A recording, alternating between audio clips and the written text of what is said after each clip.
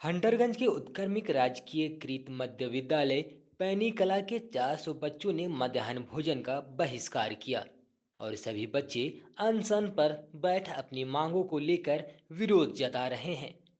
उनका कहना है कि विद्यालय में शिक्षक का पदस्थापन पहले किया जाए, उसके बाद ही वे भोजन करेंगे।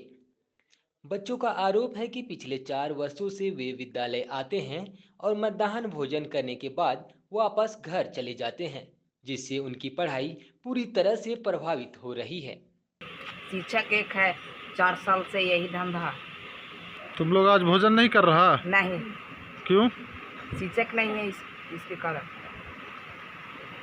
कितना दिन से ये स्थिति है? 4 साल से। तुम लोग भोजन कब तक नहीं करेगा?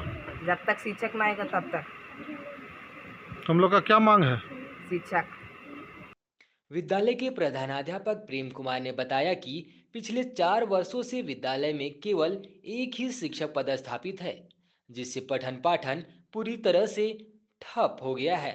उनका कहना है कि बच्चों की यह मांग पूरी तरह से जायज है, क्योंकि यदि विद्यालय में शिक्षा का उचित माहौल नहीं होगा तो बच्चों का भविष्य संकट में पड़ सकता है। यहाँ 3 वर्षों से लगातार एक ही शिक्षक मैं ही पदस्थापित हूँ। इसके अलावा एक शिक्षक प्रतियोजित हैं, वो भी 10 दिवसीय ट्रेनिंग पर चले गए हैं। यहाँ शिक्षक की कमी के कारण बच्चे सिर्फ यहाँ पर आते हैं, भोजन करके चले जाते हैं।